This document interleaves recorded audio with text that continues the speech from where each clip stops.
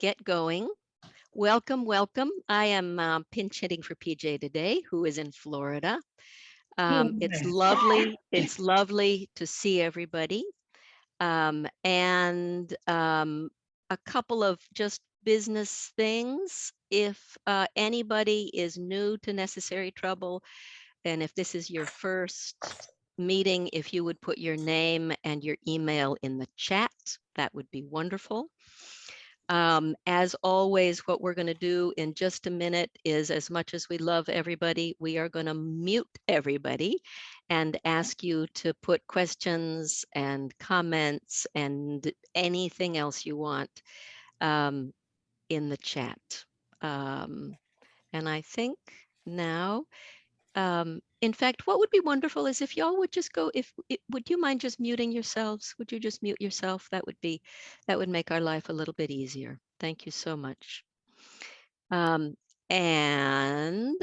let me go ahead. Oh, and just FYI, you probably know this by now, the meeting is being recorded, and there should be live transcription for those who need it on the bottom of the screen. Barbara Dale, welcome, welcome. We are delighted to have you. Thank you. And I think also you bought a Necessary Trouble t-shirt. And so thank you for that also. Um, let me go ahead. I'm going to go ahead and share my screen.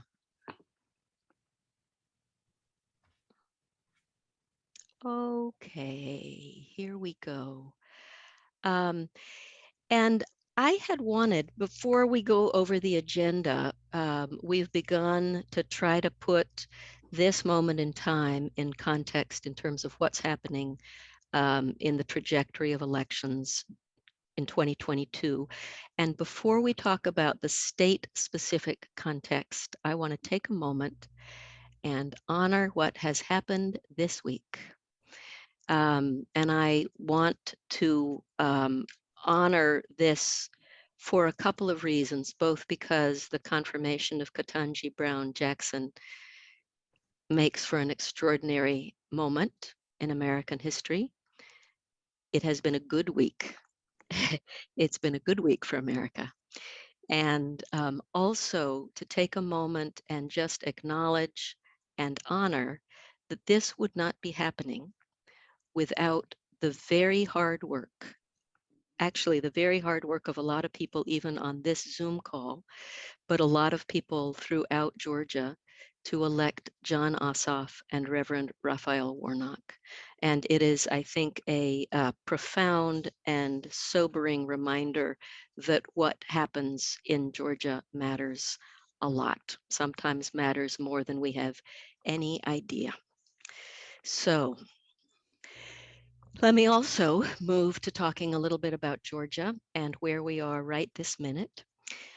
Last Monday was the day that we call Sine Die, April 4th, which was the last day of the legislative session. So 40 days of legislative session ended this past Monday. That puts us squarely at the beginning of election season. We have a special election runoff on May 3rd, which you guys will hear a little bit more about.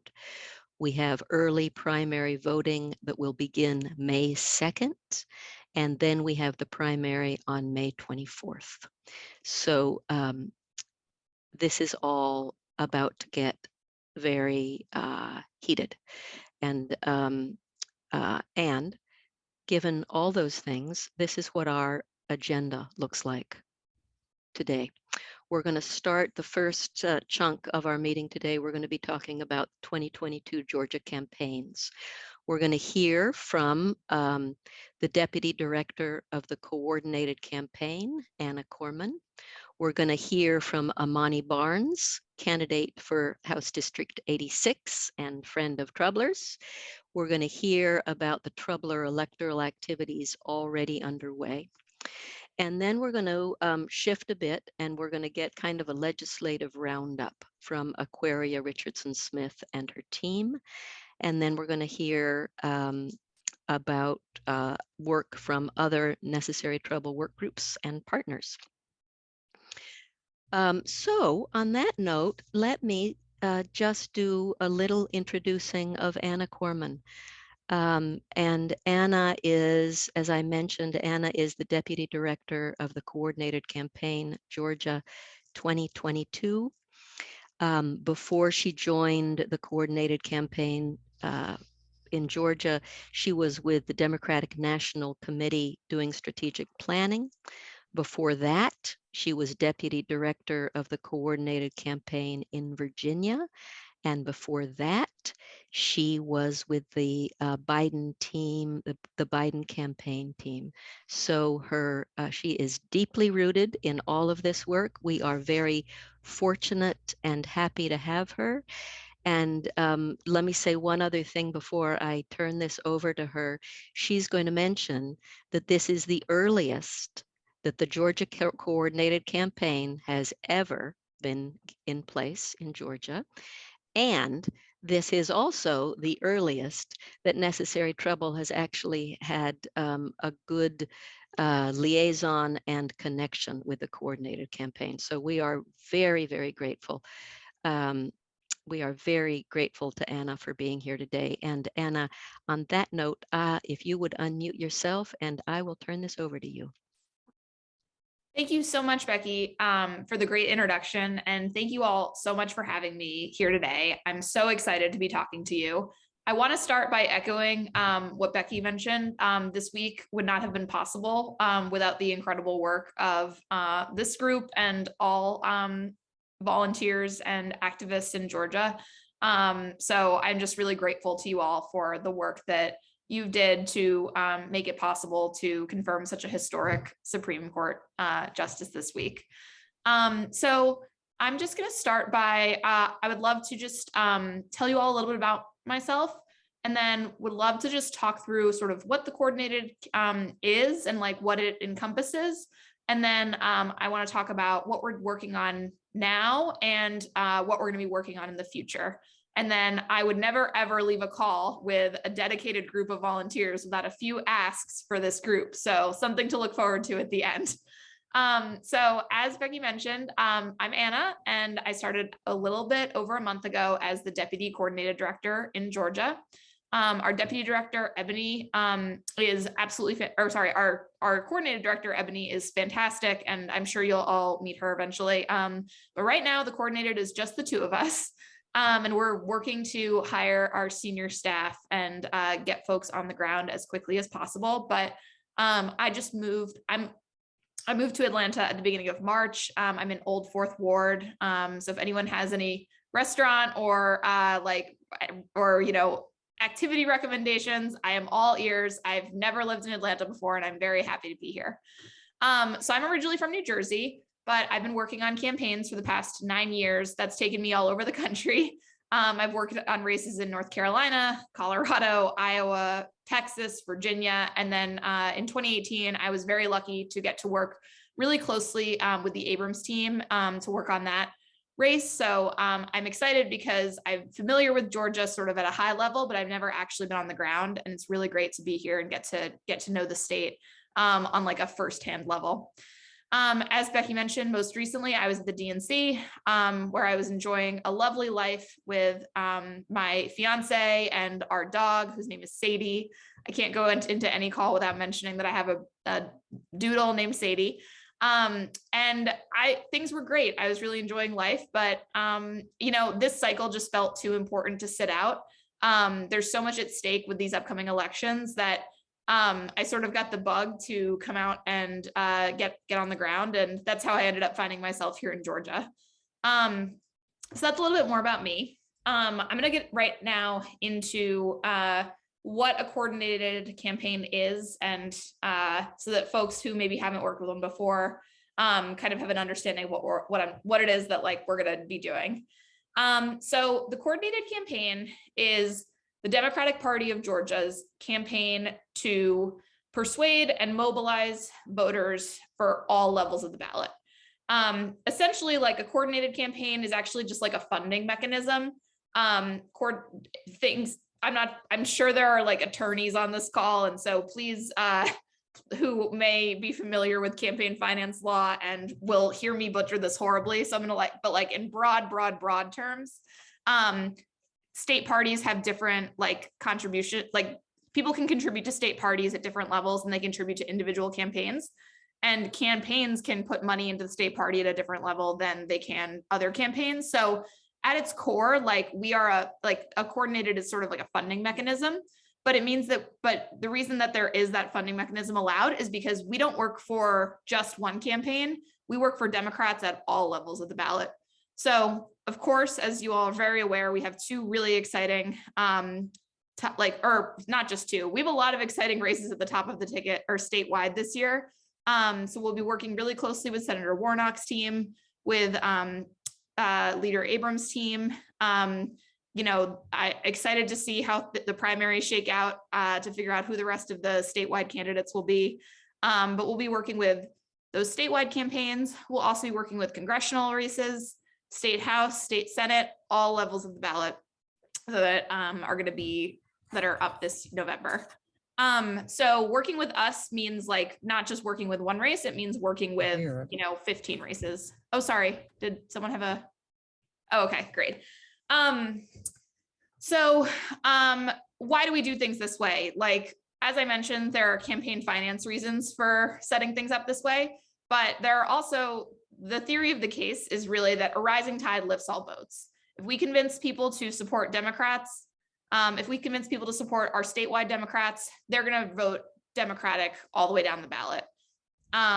So that's why, if we are able to mobilize tons of voters to cast ballots that are supportive of Democrats, they're going to vote Democrat all the way down the ticket. So that's why we sort of work for all the races, not just one individual race. That like rising tide lifts all boats, and it's how we're going to get all Democrats over the line in November. So that's sort of at a high level what a coordinated campaign is. I'm going to talk a little bit more about like what it encompasses. So there are like 5 teams on the coordinated, but I think I'm just going to mainly focus on talking about the 2 that folks here would probably be working the most with. The first is the field team. So our field team, that's I'm sure that folks on this call who worked in previous cycles have worked with organizers. They're sort of the folks on the ground working in turf to build a volunteer infrastructure, like recruiting volunteers, finding volunteer leaders who are going to get out into their neighborhoods and talk to members of their community about why it's important to support Democrats and why it's so important to get out and cast your ballot in this race. So that voter contact piece is what the field team is focused on. And that is like the biggest team on the coordinated. The second biggest team is our voter protection team. So I think that many folks here are probably familiar with the DPG team's hotline and like observer program. Basically, like everything at the party is sort of one big, one big team at the party. So the voter protection team is tasked with protecting and expanding all voters' access to the polls. We do that through the hotline. We do that through our observer program. We also do that through like working with counties to advocate for additional sites. A lot of, SB 202 has really limited some of the stuff that we're able to do, but we can work directly with counties to help them, find additional places, like find spaces for early voting sites if they're like not able to go visit a space. So the voter protection team will do a lot of work to sort of expand, but also protect every voter's ability to cast their ballot. Because as everyone here knows, this election is going to be close and we need to make sure that every voter who wants to be able to cast their ballot is able to. Our other teams that I'm just going to run through really quickly, we'll have a data team that sort of manages like the list of who it is that it's most important for us to talk to. We'll have an operations team that will just help make sure things are running smoothly. The coordinated is going to have our wings spread very far across Metro Atlanta, but also across the entire state. One of the things that a lot of other states I've worked in are not as big as Georgia and also not as just like geographically distributed as Georgia. So we're going to open offices like across the entire state. And our operations team will be there to sort of help facilitate that and make sure that, we have printers and things are running smoothly. And then we'll have a big training team who will provide training support for our staff, but also train volunteers as well on how to have conversations with folks in their community using our latest messaging to persuade folks to support Democratic candidates, but also get out and vote. So those are the big teams that make up the coordinated campaign. As I mentioned, I think a lot of folks here, I know a lot of folks here already are doing work with the DPG voter protection team. We are so grateful for that work. That's going to all be sort of like merging together over the next few weeks or months as we hire our staff up. And so grateful to you for that work and excited to have you keep doing it with us. So that was sort of my overview of what the coordinated encompasses. I'm going to now talk a little bit about like where we are right now and where we're headed so that folks here can get a sense of, you know, how we'll be working together, how we want to work together in the future and what opportunities there will be for folks to get involved. So right now we are in a building phase. We are building the coordinated, we are building the team. We are figuring out exactly how things are going to work and how things are going to look.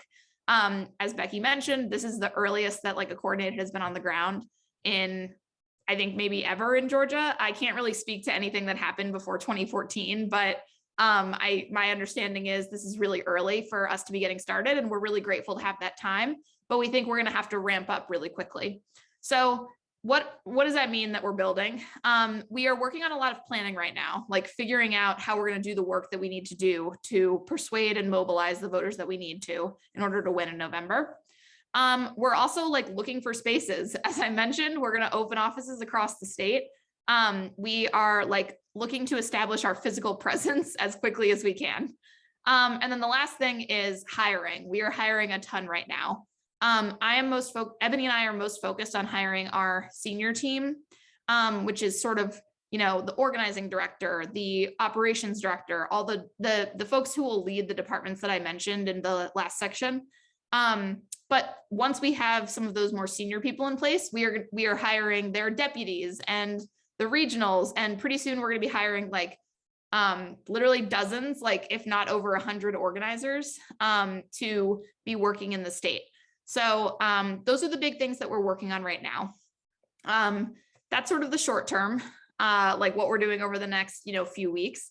As we look ahead to the next few months and where we'll be heading as we like, you know, get into the summer, we're going to be starting with a bunch of folks are going to be having a lot of one-on-ones with volunteers to like just start building relationships and hear about ways that like tell folks about the campaign, what our plan is, where we're headed, kind of like this Zoom meeting, but like in a one-on-one conversation.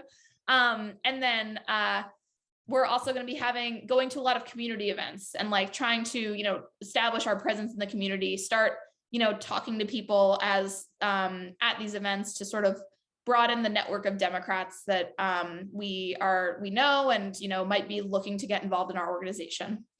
As we sort of, you know, move past that initial, like folks are just getting on the ground, want to meet people and learn about who they are and what they're interested in.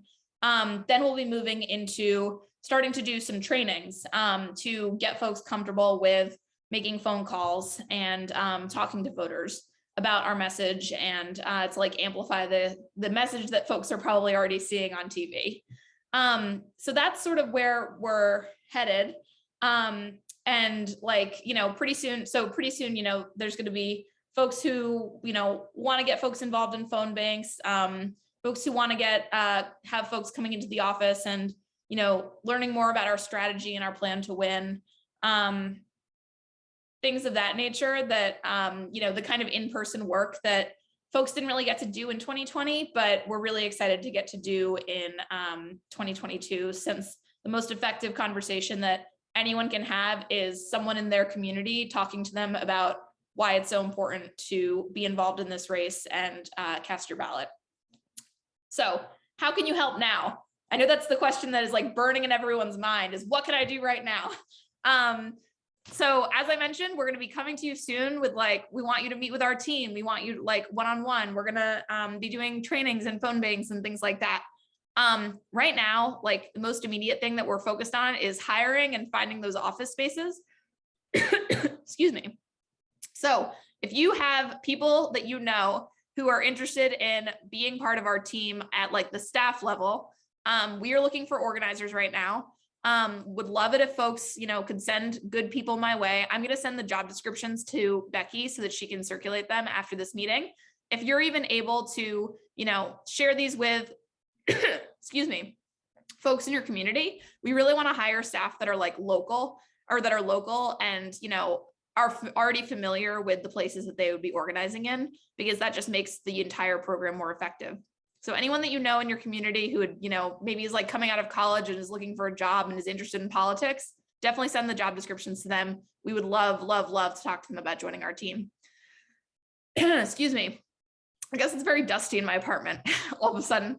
The second thing that we need is help with offices. So if folks have know of commercial like spaces in your community that are like visible and have parking, we would love and would make a good office. We would love to have, love to talk to you about, love for you to send leads our way. We are looking for offices. We're trying to open our offices really quickly so that volunteers have a place that they can like come to and like, we can all like be together and make phone calls, not just like together on Zoom, but like together in person in the office. I think that that's really the magic of being a part of a campaign, is when you get to like go into an office and like build this community of people that all make calls together, or like not even just making calls, like hang out and like write postcards or excuse me, I'm so sorry. Get to go out, like hang out, do things together, like make postcards, launch canvases, things like that. So if you have any office leads, or definitely send them my way. I'll make sure that folks have my email address before we get off the phone. With that, I'm going to take a sip of water, and then I would love to answer questions that folks have. So Anna, as you get some water, let me read out just a couple of so far questions, and one is, can you say a little bit about whether and how the coordinated campaign is coordinating with individual campaigns, like let's just say the Stacey Abrams campaign? Are those going to be separate, or are they going to be together? And there's also a question about, are you going to be coordinating with Fair Fight at all, or is that an entirely separate enterprise? How about those two for starters? Those are great. So we will be working with, excuse me, all Democrats. We know that Abrams will be the gubernatorial candidate, since nobody else filed in the primary against her. And then we're pretty sure that Warnock will make it through the primary. Then the rest of the candidates, we'll wait and see how the primary shakes out. But we will be working with, we're already talking to the Abrams team all the time, and we'll be working really closely together. And that's going to be, how will that like look and feel to like be coordinating with them? When we're, talking to voters and we're out, when we're talking to voters, we're using the Abrams team's messaging in our conversations. We're using the Warnock team's messaging in our conversations. We're asking voters when we talk to them, are you going to be supporting Warnock, Abrams, and Democrats on the ticket? So it's things like that. That's sort of the like mechanics of how we'll coordinate with them. And then we're like, we're still figuring out exactly like what the mechanics will look like of like the scripts and whatnot, but that's sort of how this generally works is, we'll get on I'm so sorry. That's the mechanics of how this sort of will work. Each campaign though they're not like limited to what we do, alone. So the Abrams team might want to, talk to some voters about some very specific issue that is like, that we're not able to necessarily talk about because like it's too hard to train volunteers to talk about like this very specific issue that really just makes sense for Stacey Abrams' team to talk about. So campaigns are like allowed, it's not the case that like they have to work with the coordinated and then they're not allowed to do anything else. They may also have, volunteers who are talking about, just her. The congressional campaigns a lot of the times will want to use, and I'm talking about like campaigns I've done in the past, not specifically any congressional campaigns in Georgia. They may want to talk about, one very specific issue that really impacts that congressional district. That might be work that they do that is separate from the coordinated. The benefit of being part of the coordinated is that we can make sure like, we're using our resources to the best of our ability. And, we're not calling the same voter 3 times with 3 different, messages. That's the biggest benefit of being part of the coordinated. But sometimes, something that is very, very, very specific to that district or, to voters in that area, that the court is just like so nuanced that the coordinated like can't necessarily like talk about for like purely mechanical reasons, not like out of a lack of desire to. Sometimes campaigns will sort of talk to voters about that specific issue on their own. I hope that makes some sense. I know I'm like getting really in the weeds here. No, that's perfect. That's perfect. That's perfect. I'm going to ask, well, let me ask 2 other questions, and then let those be the last 2 questions. And if you don't mind answering any other questions, Anna, if you have time to check out the chat and answer other ones in there, would that be okay? Yeah, okay. Absolutely. Okay, a short one is, are you planning to do canvassing? And a slightly longer one from Jim Shelton is, you mentioned volunteer leaders. Can you say something about, sometimes what happens with campaigns is campaigns come in, hire people, blow through town, and then they're gone, and then there's no infrastructure left. Can you say something about your relationship to local volunteer leaders who will be here after the coordinated campaign is gone? So canvassing, and then that question. Okay. Yeah. Great. So we will be canvassing. And I'm excited that folks are asking, because I can't wait to get back out on the doors. Personally, I think that having conversations with people in your community that are face to face is really the most effective form of voter contact. So we definitely will be canvassing. I think that it's going to get really hot here in the summer, and I am want to be mindful of not asking people to be out when it is 120% degrees humidity. So that is sort of my caveat as to why I'm not yeah, we're going to this is the date that we're starting to canvass. I think we want to sort of see how the weather is before we sort of ask people to get out on the doors. But we will definitely be canvassing. And then in terms of volunteer leaders, so we are, I know there's a really strong network of volunteer leaders that are already in Georgia and who are doing great work. We are going to be, as we staff up, want to reach out to those volunteer leaders and learn more about the work that they're already doing, and see how we can work together to make our take our resources as far as possible. It's really important to us that we are not, coming in saying we're the only game in town, join the coordinated, everybody has to do the things that we do. But we want to make sure that we're able to sort of integrate our teams so that, we're not calling the same voters 2,000 times. The benefit of being part of the coordinated is that we sort of will manage, who's getting called and when they're getting called, and making sure that we're not calling people who have already voted. That's work that sort of that big team that I was talking about will take care of on behalf of the court, on behalf of all the state parties' work. And we just want to, find ways to work together so that we're pooling those resources and are talking to as many people as we can. So that we can take those resources as far as possible. So folks who are already volunteer leaders and already work in these communities, as soon as we have organizers who are on the ground, I'm sure they're going to get a phone call from those folks. And if, about, having a one-on-one meeting and talking about, the ways that folks can get involved. We would love to integrate their work into the work that we're doing as much as we can. Cool. Beautiful. Okay, I'm just scrolling through. Yeah. Actually, what would be really wonderful, Anna, because we need to kind of keep going. Can I ask you to just look at the chat and answer questions in the chat? Yes, I'm Would so that be all sorry. right? No, Yep. that's totally fine.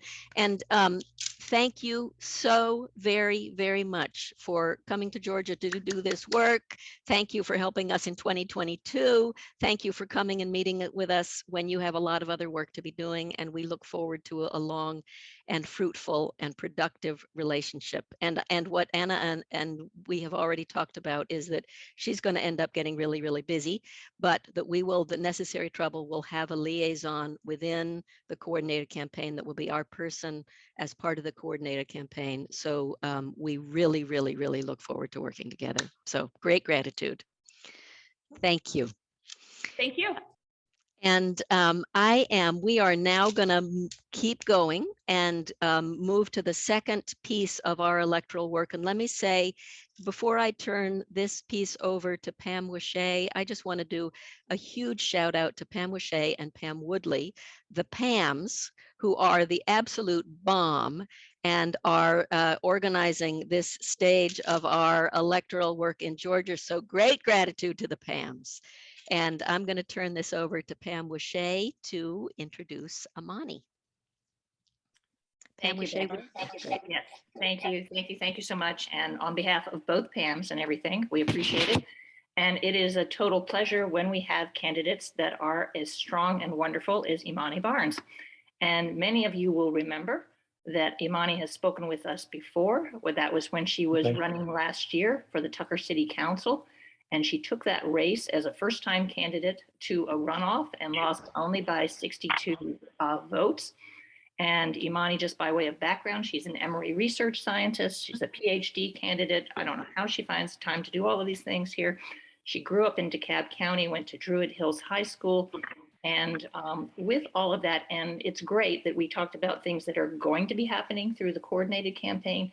It's terrific that we can now talk about things that are happening in this very, very important primary, because if Imani can win in this new district, HD 86, and if you look at, let's see, I don't know whether you can see my arrow here by any chance, but 86 is this long, skinny, teal colored district that runs all the way from Tucker down to Clarkston into Lithonia and other areas here. So with that, Imani will take it away, and we will follow Imani's talk with some questions and answers, and also some pitches for volunteers and what you can do. Okay.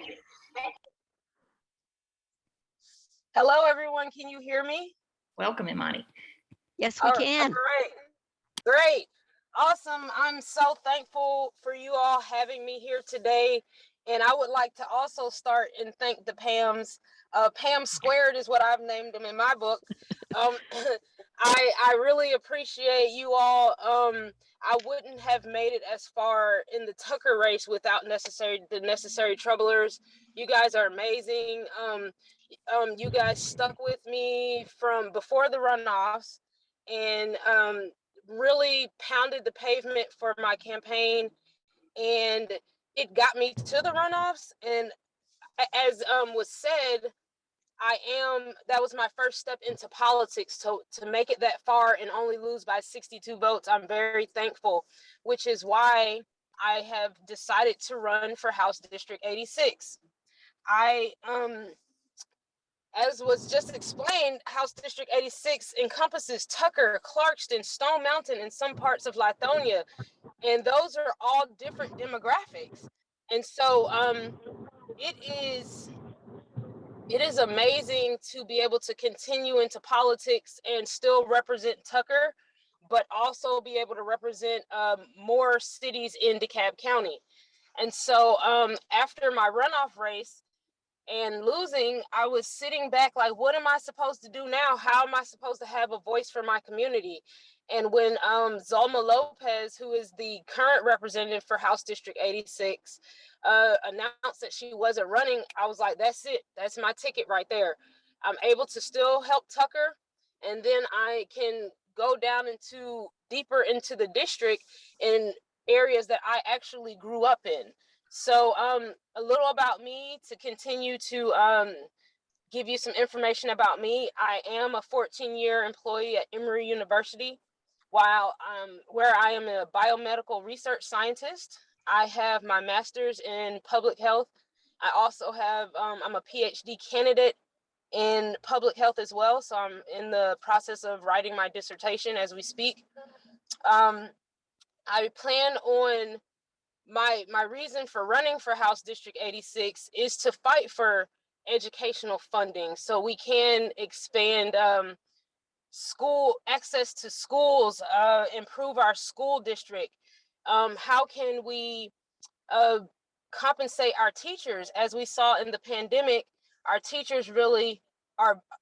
We already knew teachers were necessary, but we realized how necessary and how much work they do during the pandemic when they ended up pretty much babysitting our kids online and when we sent them back, they had to also take on having the children wear masks while also helping them advance with education. So how do we fight for funding to help these teachers out, or at least compensate them for all of the hard work that they do? How do we fight for housing, for low income housing? Right now we're fighting for working class housing because even the working class can't afford to live. And so how do we have somebody? I would like to be the person to go down to the Capitol and fight for economical housing, low income housing in our community. How do we ensure that these new developments have units dedicated to those that can't afford those units normally? Like, how do we have some kind of legislation that ensures that development in new buildings have units for people that do not make that much? I am a single parent and it is hard. And so I live in an apartment in Tucker, but for me to buy a home, it's out of my budget to buy a home right in my community. So I want to fight for people like me and people who do not make a lot of money or do not make the wage to live in the city of Tucker and to live in Stone Mountain and to live and to move in Lithonia. We don't want people to move out of the city. We want people to stay and grow and have our children and grandchildren grow within the community. So I would fight for legislation that helps those issues. How do we ensure that every Georgian, or let's just say every person in my district, has health insurance? Now, I would be fighting on a state level. So how do we ensure that everyone has health insurance? I'll give you an example. I have a friend who recently has been going through some health issues. They didn't have health insurance and they called like, Imani, what do we do? Do we go to the clinic? We don't have health insurance. We don't have a primary care doctor.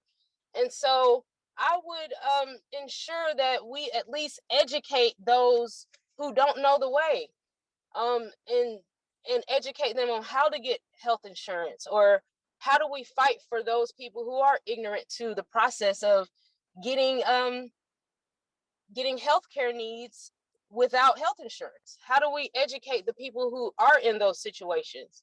Also, how do we fight for funding I would fight for funding for doctors to practice in low income neighborhoods so we can bring them into the low income communities, so people without those health insurance or without the education to go seek private primary care doctors, when we can fight for them to be right there in the community. So those are some of my issues. Senior housing, it's expensive to live for seniors as well. How do we fight for funding and affordable housing for our seniors and our youth? We have a lot of youth homelessness in this district that is kind of people are unaware of. There's a high percentage of youth homelessness in District 86. So how do we fight for funding to support those nonprofits that help these kids? Those are some of my issues. So I will talk for days, but I haven't read the chat if there are any questions, but those are some of my issues. And I want to use my background in public health and science to analyze these issues and get data that proves that we need this funding for these issues. So those are some of my strong points, and that's some of the things I want to fight for our community.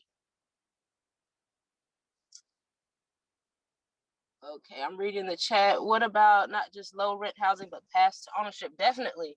I would be one of those people that would have education for pass to ownership. It's important that we bring those type of programs to communities that don't have the knowledge for that, because if they're not educated, or if we're not educated on how to go own a home, how to save money to buy a home, how to be financially free, then people will stay in one space. And so we have to continue with the development of the city. I'm here for equity within the district. And so I'm reading the chat. Sorry, guys. That's okay. And Imani, I see one thing from Tara Doyle. I think it's a great comment there, to try to get you on Rose Scott's Closer Look program, which is on NPR and such, because of her commitment to affordable housing. So, you know, could you have an interview like that? And maybe you could speak to, I know in your last campaign, you talked at various city events and went out and such. What might be your plans for this campaign? Okay, for this campaign, and I would also, first of all, let me thank Lou. Lou is my right-hand guy. Lou has been out there since the last campaign in Tucker. He has passed out hundreds of signs for me for the campaign. And I just want to say that this is when we explain about grassroots campaign, this is the prime example of grassroots campaign. If it wasn't for the necessary troublers, I would not be able to make it this far. And so Lou, he comes and he picks up the signs. He has taken the responsibility to have them distributed. What I learned from last campaign, I had people sending me messages and text messages if they wanted a yard sign. So this campaign, we have a form for people to fill out. It's easy, it's a link, and they click the link, they put their address in. If there's special instructions, can you just put this in the yard or can you leave it on the door? They have the option for that. And I just forwarded to Lou, and Lou knocks it out within 72 hours most of the time. There's no rush to get him out there, but he makes it a point to get all those signs out there. So I'm very, very appreciative for Lou. He went and picked up our door hangers. So this is I'm going into what I need now. So we have door hangers now. We have yard signs. This past Saturday, the weather wasn't as good, and I'm on the way back from spring break with my son. So next week and definitely next weekend we'll get started. We have turfs cut.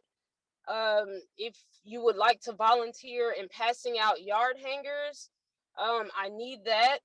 I will be going out on the weekends. So if anybody wants to grab a list and knock it out during the week, that would be great.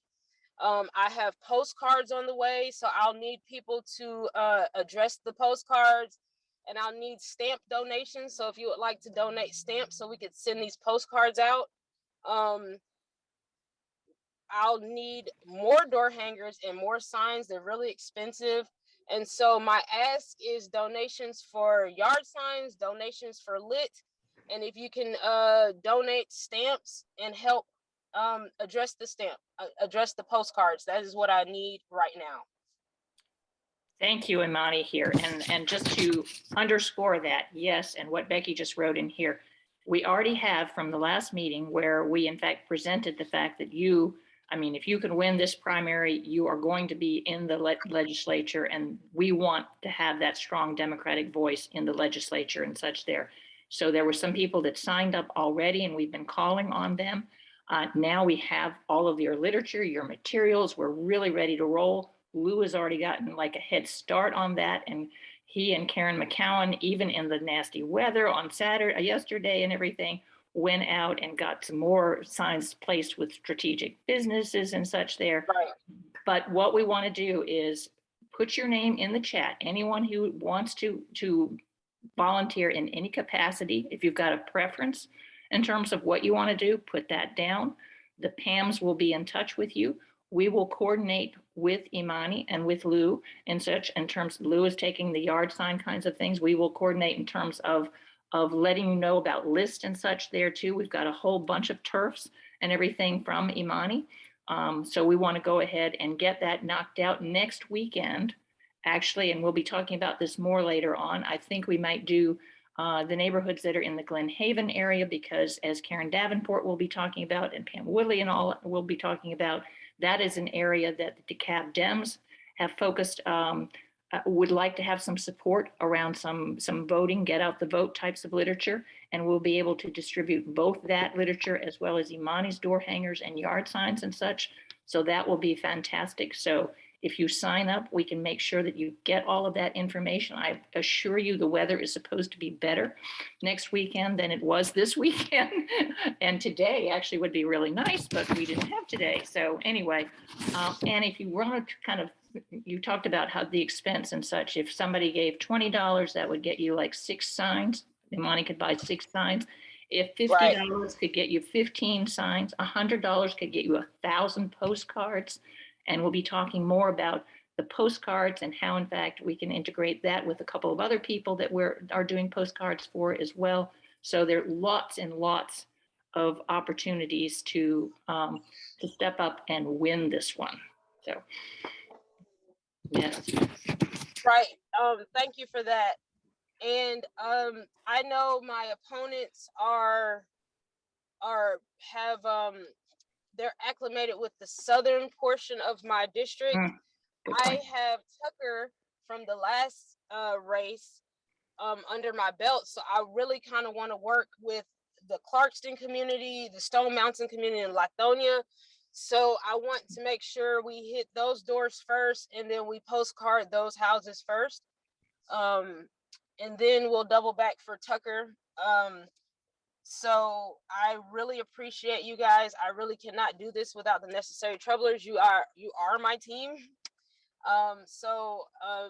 For everybody that has helped behind the scenes, for everybody that's helping, for everybody that's in the chat, I'm so thankful. I'm so thankful. And I'll be out Saturday.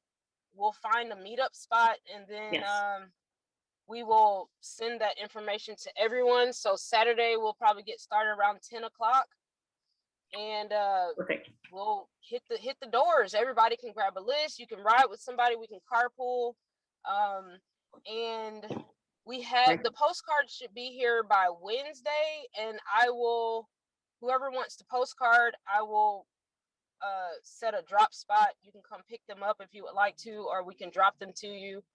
And we'll send you a list with addresses, and you just fill out the address, place a stamp, and just drop them in the mailbox. So absolutely here, that next Saturday sounds fantastic, and I agree. So we do have those lists to kind of get started in those neighborhoods where you're not as well known and such. So that's perfect. And if you're able to stay on the line, you will hear that we have actually Martha Abbott Shim, who worked also on your campaign in Tucker. Yes. So Martha is together with Kate King is heading up our postcarding and such there. So she's be good to know that she can come and pick those up, and she's great at getting those dispatched, across the Troubler volunteers and such. So we got your back here. Imani. No, you all do. I wouldn't have been able to make it in Tucker without you all, and I won't be able to make it without you all here. So like I said, I'm very appreciative and thankful for everybody's help. Very good. And I was looking to see, are there more? What I'd like to see is that there's lots and lots of volunteers and such here. Right. So, thank you, everyone. Absolutely here. So I don't see, does anyone have any further questions for Imani? Otherwise, we're going to just go through all of these things, and you will be getting something from us very, very soon in regard to postcarding and also canvassing and door hangers. So perfect. Thank you so much for having me, and I'll stay on. I'll turn my mic off though.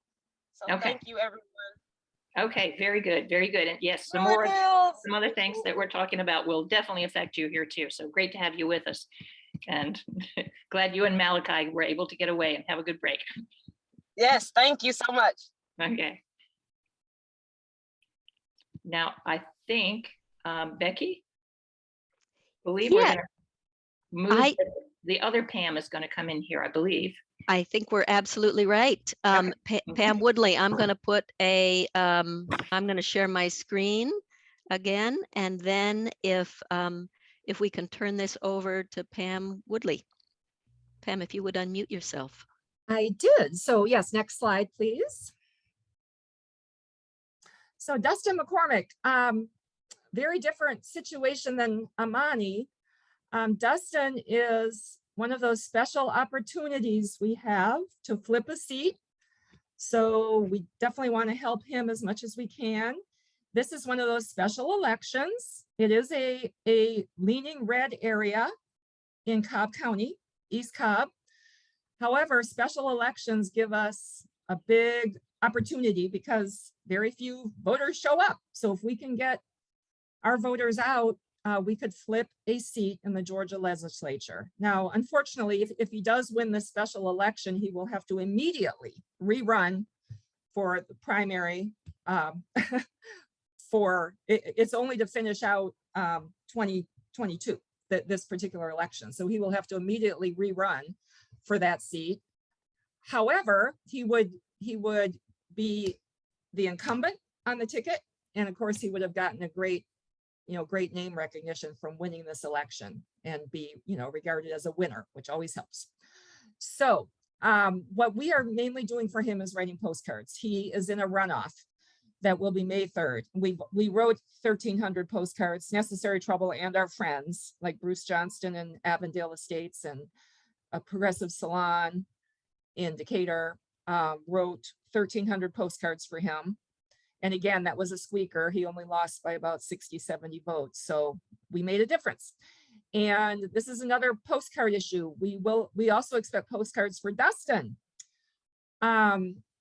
I think we'll just be probably just contacting everyone. So if you already said postcards for Imani, we'll probably just send out all these postcarding opportunities in to all of you that signed up for postcards, and we'll allocate resources to the various campaigns. So please just go ahead and sign up in the chat with your name and how many sets of 25 postcards you think you can do in the next few weeks.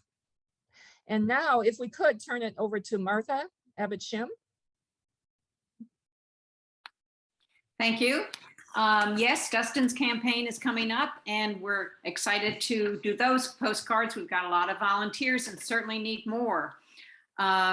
Please write in the chat that you want to volunteer and we'll be responsive to you. You'll get the postcards. We'll tell you how you pick them up, where we can deliver them, and then you'll buy the stamps and mail them. And thanks for your support of all our postcarding efforts with Necessary Trouble. And Imani, I even know where you live, so I'll come get your postcards. Thanks very much, Pam. Awesome, thank you.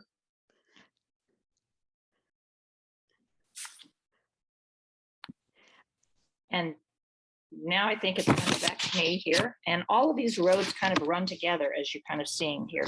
This is just a follow-up to all of the people. Thank you, thank you, thank you, everyone who volunteered in the last meeting. And this was volunteering for things that were general, get out the vote kinds of things, voter education, specific literature. You'll be hearing from the DeKalb Dems, for instance, a little bit later on from Karen Davenport in terms of new literature that they have and such. And we heard from the New Georgia Project in our last meeting as well. So this is the number of people that signed up for those particular things.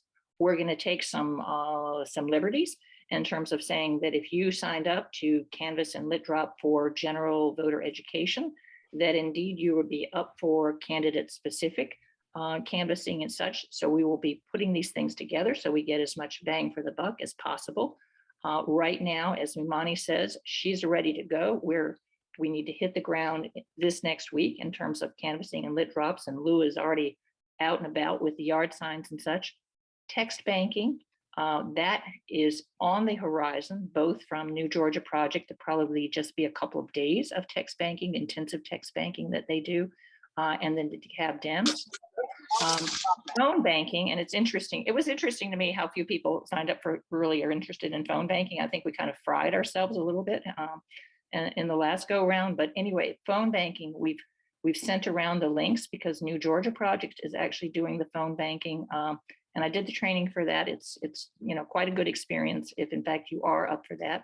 It's general phone banking at this point in time. And then presentations on voting, and that, as we might have mentioned last time, was really, and Pam Woodley has been calling around to different senior centers and such, and we're thinking about that, and churches and different kinds of places where people might welcome and benefit from presentations that would be on voting, and also find out to what degree we could offer any assistance for people in those communities who need help in accessing voting and such. So that's kind of an update on that. But as I mentioned earlier, so with Imani, we have the opportunity to go ahead and take this precinct that has been identified by the DeKalb Dems, overlay it with Imani, get a lot of things done. Hopefully next weekend, Saturday at 10 o'clock, as Imani says, and everything. So we will be sending around a meetup place for that. So I think anybody that goes out, by the way, I'm going to make a pitch for Pat Bird and others and everything.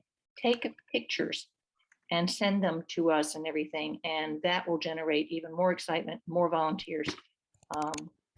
And let us know, either of the PAMs, in terms of any questions that you have about any of these volunteer opportunities. We will be happy to plug you in.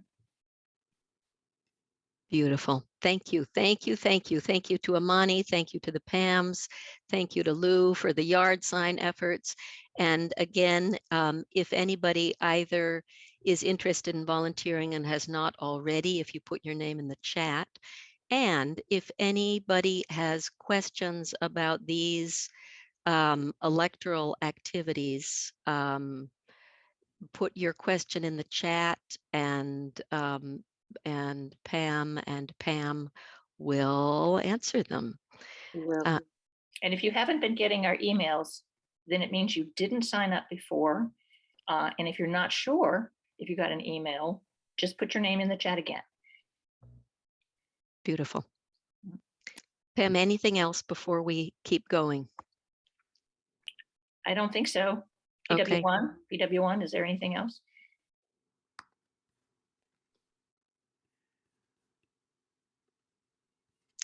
We both have W's as last names here too. So anyway, all right, nope. Beautiful. Back to you, And again, a big gratitude to Martha Abbott Shim and Kate King for being willing to manage the postcard efforts this year. Huge, huge thanks. Huge. So, okay, we are going to keep going, and we are going to shift to kind of a legislative roundup. We mentioned at the beginning of the hour that last Monday was Sine Die, the last day of the legislative session. I want to give an enormous shout out to Trebler Aquaria Richardson Smith and her team for tracking these bills this session. It is a beast of a job, and we have been really, really grateful to have Aquaria and her team doing that. And so we're going to do a little kind of review of what are some of the bills that passed that of particular significance. We'll hear from Aquaria, from Nicoletta, from Zan, and then from Robin. And Aquaria, I'm going to stop sharing, and with great gratitude, pass it over to you. Thank you so much. I appreciate that, Becky. And yes, it was a very, I say it was a very grueling session. I would say that it started the way that it ended, very dramatic and nonpartisan at best. And so again, I just want to shout out to my team, very specifically Nicoletta, Zan, Robin, Lynn, Janet, and Karen, for all of your hard work and support in me in this role. So with that, Becky, I'm kind of going to mix it up a little bit. I want Nicoletta to start, if you will, to go ahead and talk about bills that you tracked, and then we're going to follow by Zan, and then I will speak. And I know Robin is going to talk about the special bills, and so that may happen during her session when she will wrap up some other things. So with that, Nicoletta, if you could go ahead and start.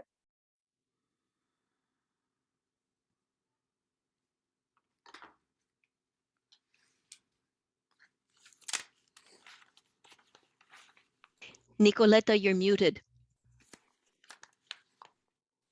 Okay. There you go. Start again. Can you, okay. So we were following at least 8 or 9 bills, immigration bills, none of which came up for a vote.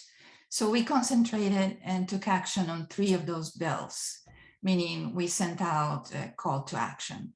And I'm just gonna mention them quickly. The House Bill 120, that would make those with DACA status, the Deferred Action for Childhood Arrivals, eligible for in-state tuition at Georgia public colleges and universities. Now, these are kids that came to this country and to this state when they were children, lived here all their lives, and still they have to pay out-of-state tuition. We supported it. We did a call to action, but last year it was House withdrawn, recommitted, and did not come up for a vote by the crossover deadline. So House Bill 932, we had high hopes for this one because it is a partisan bill and the author is a Republican. And this bill was to provide non-citizen students with refugee or special immigrant or humanitarian parole status to be classified for in-state tuition.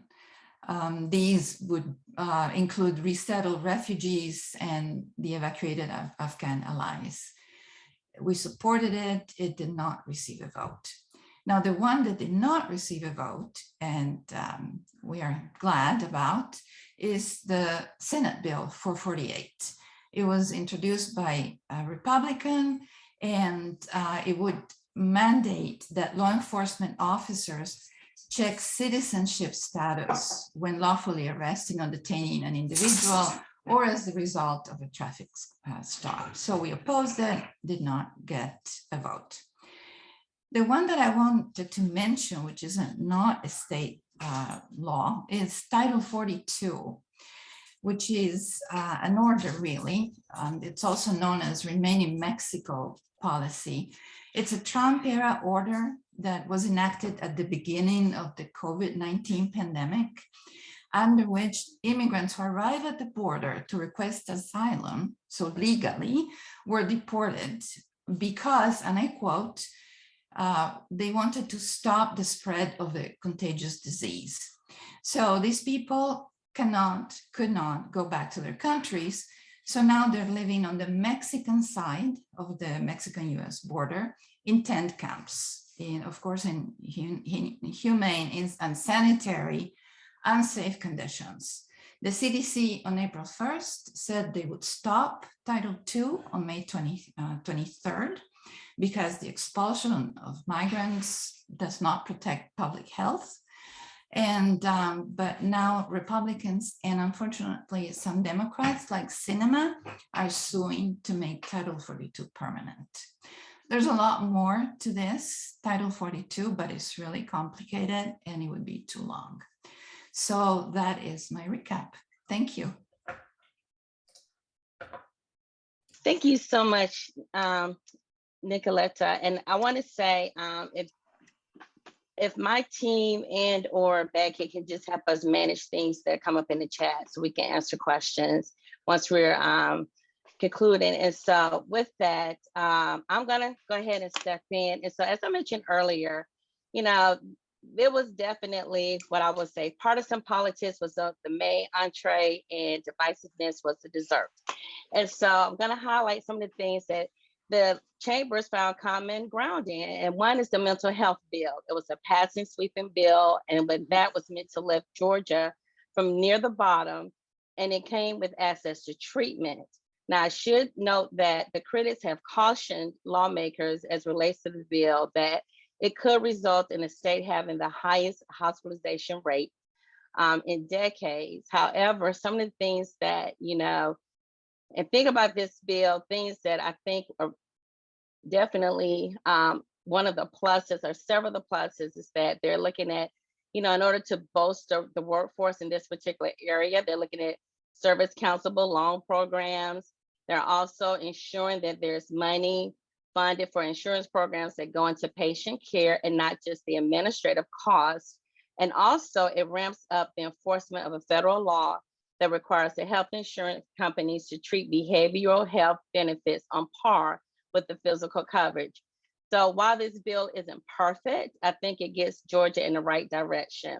Another win was the Medicaid expansion for new mothers. Well, I don't know if you recall, but last session, it was expanded beyond postpartum to 6 months, and now it's up to a year. So that was a huge win there. Insurers will be notified, those for women ages 40 and older, of free mammogram coverage. So that has been mandatory for the insurers to let us know. Another area within the budget included pay raises for our teachers and state employees, as well as record funding for K through 12, colleges, and the mental health programs.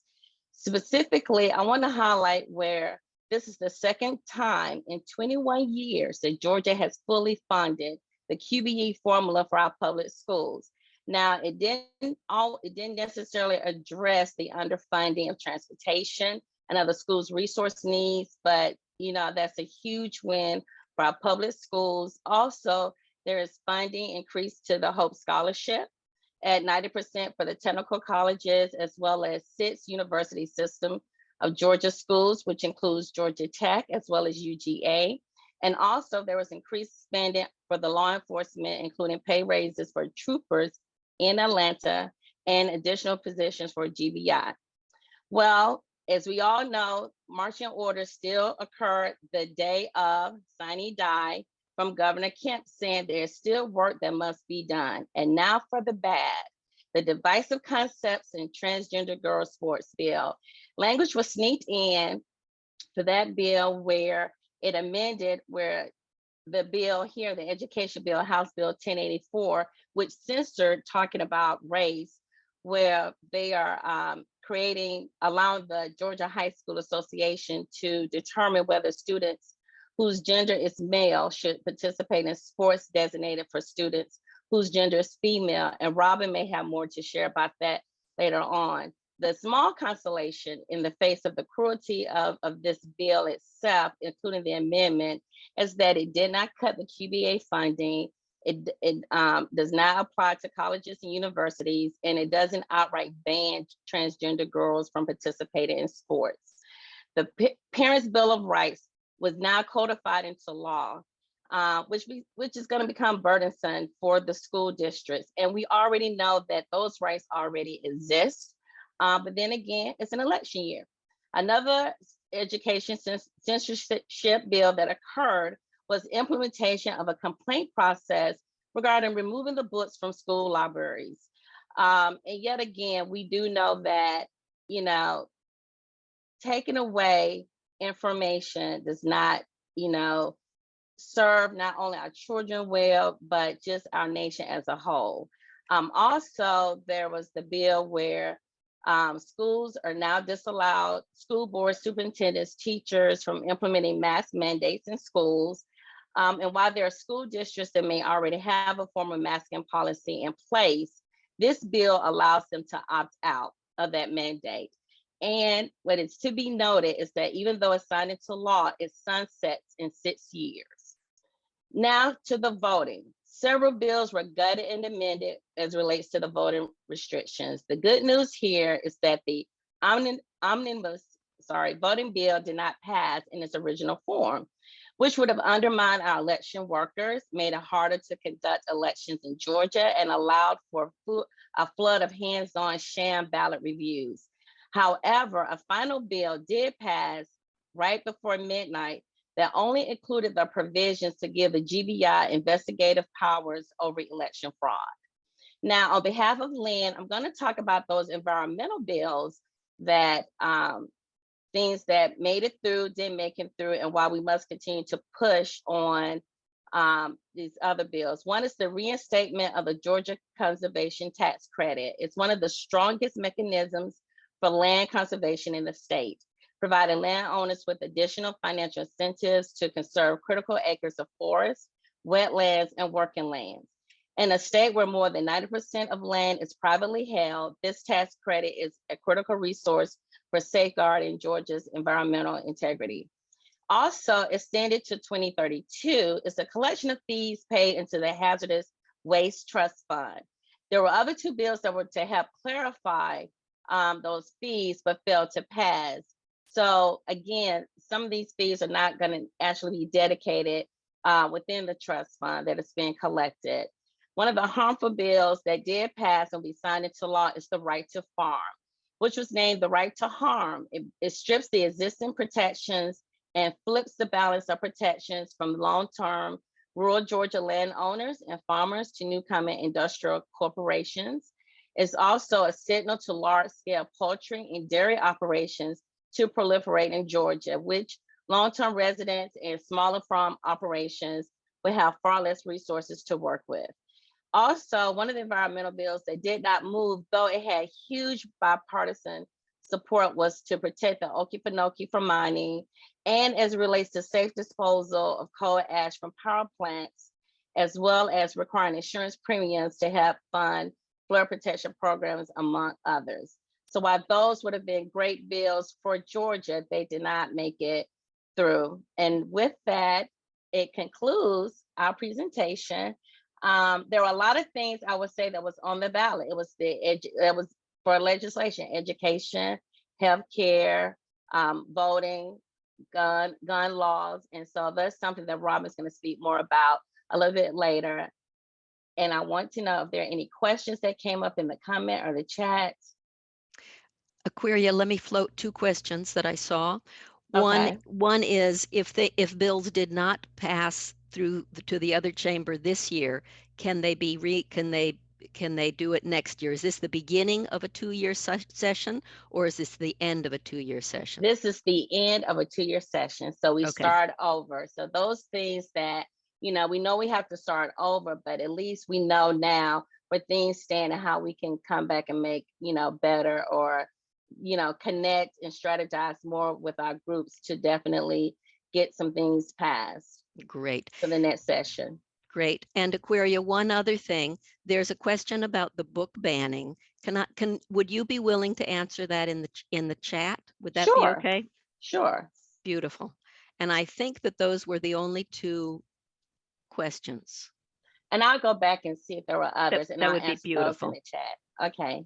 Thank you so much. And thank you so much, team, for all of your work. I really appreciate it. Thank you so much, Aquaria. And here, just for clarification, huge shout out. It is a beast to track bills. It's wretched. It's an awful job. So great gratitude to those who did it.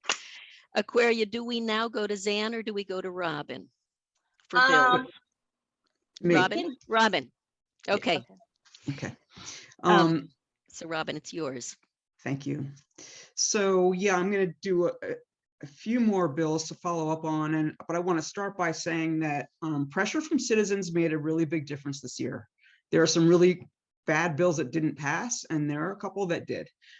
Good bills that did pass. So one good bill that did pass in the area of criminal justice reform has to do with driver's license suspensions.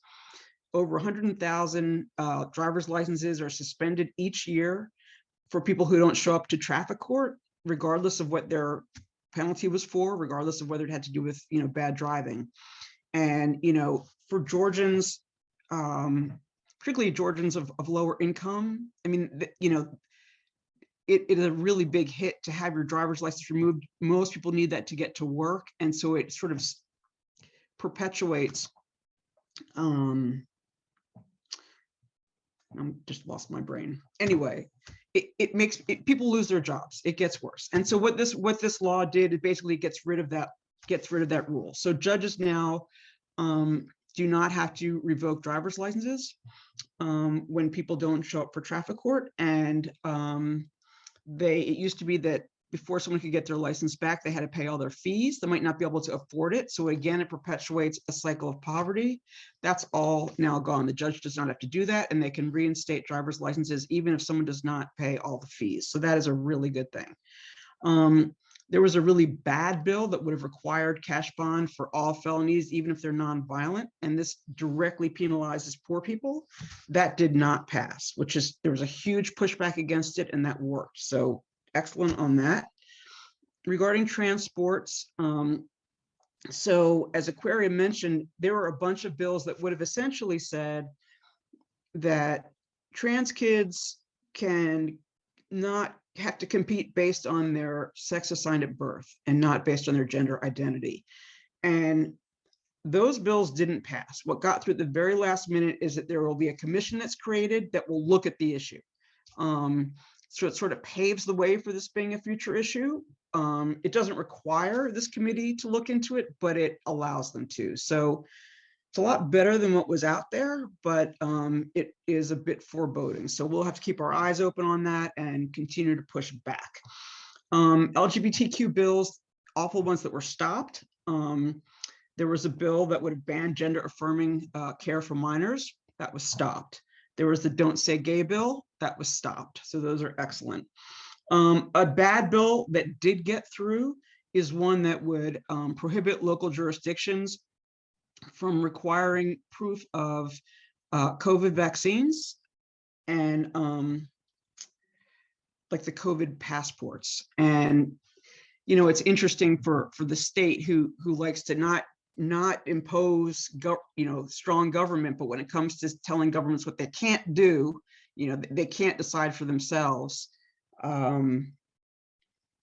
whether to require vaccines. And for folks who are particularly immunocompromised, this is really a hardship. And so that bill did pass, and that is highly problematic, particularly for the immunocompromised community. That's it on the bills that I'm covering. And then I'm going to do a different presentation. Is this the time for that? Okay. So I've spoken in the past about Senate Bill 403, which is the co-responder bill. And there are a few people on right now, like on this call right now, Laura Nieto and Denise Miller and Patty Gregory are on. There are a bunch of other troublers that I'll mention, but they were part of this push. And it passed. And so let me talk a little bit about, I want to talk about the process. I want to talk about what we did to get the bill passed. And I think it was cool. So SB 403 would basically, it's a form of criminal justice reform by when 911 calls come in that someone is having an emergency based on a behavioral health disorder, which includes mental health and addiction or alcohol, and also developmental disability. When the police go out, they go out with a behavioral health specialist.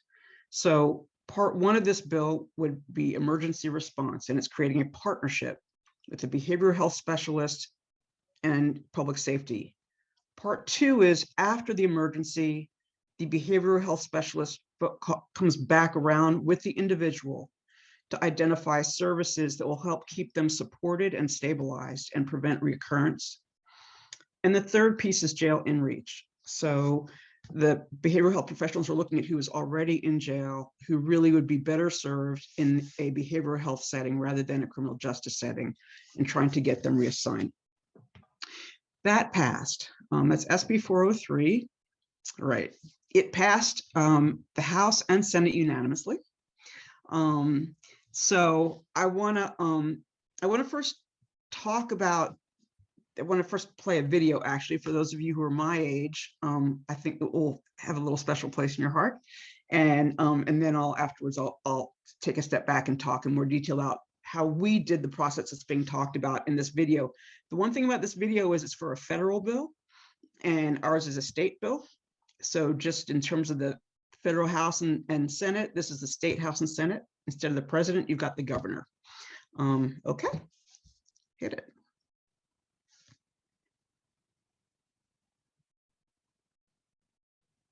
Whoops. Give me a minute here. Sure. Dang.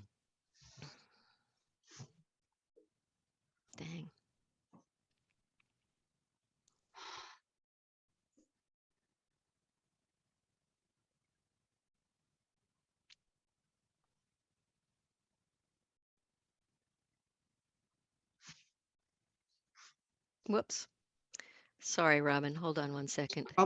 This is I'm going to ask for a lot of mercy. This is a little bit of a complicated tech meeting. We have two different videos that we're showing.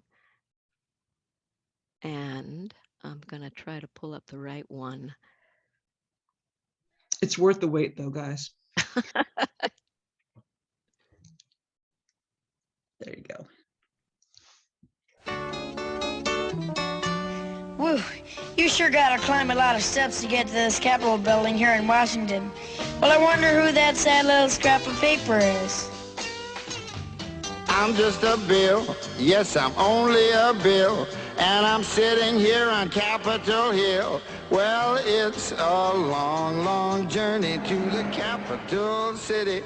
It's a long, long wait while I'm sitting in committee, but I know I'll be a law someday. At least I hope and pray that I will, but today I am still just a bill. Gee, Bill, you certainly have a lot of patience and courage. Well, I got this far. When I started, I wasn't even a bill. I was just an idea. Some folks back home decided they wanted a law passed, so they called their local congressman, and he said, "You're right, there ought to be a law." Then he sat down and wrote me out and introduced me to Congress, and I became a bill. And I'll remain a bill until they decide to make me a law. I'm just a bill, yes, I'm only a bill, and I got as far as Capitol Hill. Well, now I'm stuck in committee, and I'll sit here and wait while a few key congressmen discuss and debate whether they should let me be a law. I hope and pray that they will, but today I am still just a bill.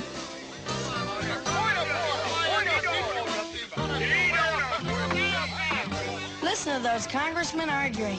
Is all that discussion and debate about you? Yeah, I'm one of the lucky ones. Most bills never even get this far. I hope they decide to report on me favorably, otherwise I may die. Die? Yeah, die in committee. Oh, but it looks like I'm going to live. Now I go to the House of Representatives and they vote on me. If they vote yes, what happens? Then I go to the Senate and the whole thing starts all over again. Oh, no. Oh, yes. I'm just a bill. Yes, I'm only a bill. And if they vote for me on Capitol Hill, well, then I'm off to the White House where I'll wait in a line with a lot of other bills for the president to sign. And if he signs me, then I'll be a law. How I hope and pray that he will. But today I am still just a bill. You mean even if the whole Congress says you should be a law, the president can still say no? Yes, that's called a veto. If the president vetoes me, I have to go back to Congress and they vote on me again, and by that time you're so By old. that time, it's very unlikely that you'll become a law. It's not easy to become a law, is it? No, but how I hope and pray that I will. But today I am still just a bill. He signed your bill. Now you're a law. Oh, yes. Thank you, Becky. Okay, so SB 403 started out as an idea, and it was the Necessary Trouble Criminal Justice Reform Committee started with the idea. We ended up expanding beyond Necessary Trouble to a larger group of just volunteers, but I want to give a shout out to Necessary Trouble people who are part of this committee. So I mentioned Lauda and Denise and Patty, Carol Kursky, Linda Gooding, Michael Anderson, Philippa Meister, PJ Lemuel, Roz Mance, Sandra Menace, and Ted Golden. There were a lot of us. And about a year ago, what we decided was that it's an election year coming up and Congress people are busy. So if we can put something together and hand it to them and say, hey, this is ready to go, they would be looking for something that would be appealing, an easy win, and this should have bipartisan support. And so we did the research and the legwork, and we put together a bill. And so the first part was research. We looked at what was happening in the state and around the country, and from that we pulled best practices, and we wrote a draft, and then we pulled in stakeholders. We decided that the community service boards in Georgia should provide the behavioral health component of this. So community service boards, there are about 25 of them, and they each cover a region of the state. And so the entire state has a CSB that oversees it. And so the infrastructure was already there to kind of feed into the co-responder program. And so one of the early things that we did is to pull in the co-responder group and see essentially if they were interested. And we pulled them in as partners, and they were part of all our drafts. They would read them and make edits, and because it needed to be something that they could work with. We also early on spoke with the Georgia Sheriff's Association and the Georgia Police Chiefs, because obviously it would include public safety, and Ted Golden is himself retired public safety, so he was huge in that, getting their support, because we knew that when we were going to actually take our draft to the General Assembly, it was important to say, this is not just us, this group of volunteers, but we've talked to stakeholders, and they've helped shape this. They have some ownership of it, and they support it. And that was huge. And so I guess we took the draft over to the General Assembly in about November or December of last year. And what was really cool, so the community service boards, when they were voting on whether to officially support it, they have 2 lobbyists who are very active at the General Assembly. And the community service boards were excited, and they're like, yeah, we definitely want to be part of this. And so their lobbyists came on to help us. And so we had these lobbyists who were incredible, just available to us to help shepherd this through. And the first sort of place it landed was in the Lieutenant Governor's office. And the Lieutenant Governor really liked the bill, and he made it one of his priorities, which was really cool. So that meant that since he oversees the Senate, the Senate was not going to be a problem. And so the General Assembly starts out, we get to the Senate, and it's cool because even through, as you're going through, different people are bringing up different things. We've got to make amendments, and it worked. So what was really interesting, I talk about politics, is once it passes the Senate side, which it did, then it goes to the House side. Well, Aquaria talked about HB 1013, which was the mental health omnibus bill. And that was a priority of the Speaker of the House. And that had passed the House, now is on the Senate side. And our bill was Lieutenant Governor's priority, it was on the House side. And so even though we sailed through the House Committee, Health and Human Services, it was then sitting to be voted on by the full House, but the Speaker of the House wouldn't let it move until the Senate got 1013 to move. And so literally, when 1013 passed, when 1013 passed the Senate, if you're looking at the House side, the Speaker was all teary-eyed, and he said, the Senate has just voted on 1013 unanimously. Let's bring up Senate Bill 403. So it was it just smoothed right into it, and that passed unanimously.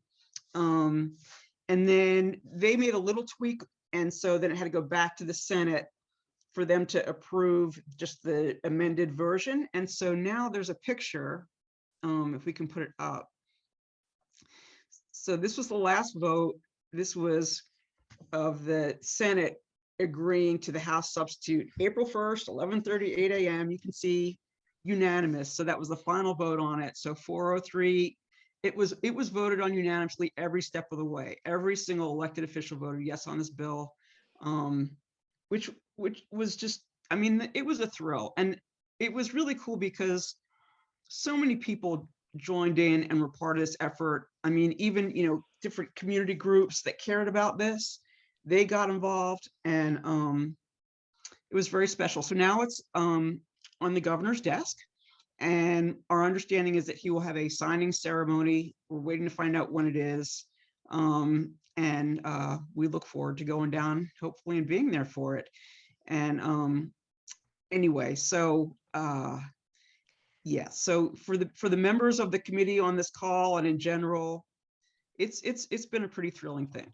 So Robin, huge gratitude, and huge gratitude for that whole Criminal Justice Reform Committee, and huge gratitude for all the work that went into it, and a really amazing thing. Just fantastic. So if we could give you guys a standing ovation, we would. Huzzah. Magnificent. And so here we go. We know how to, this is a great model for us in terms of how to significantly and seriously impact law in Georgia. So just amazing. Great gratitude. Robin, are you okay to just take a look at the chat and see if there are Yes. any questions in there and answer it in the chat? Would you mind doing that? Happy to. Beautiful. Okay, fantastic. We are going to keep going then. And again, great gratitude, an amazing piece of work. I am going to share my screen again before we do updates. We are going to take 2 minutes for a commercial break for necessary trouble.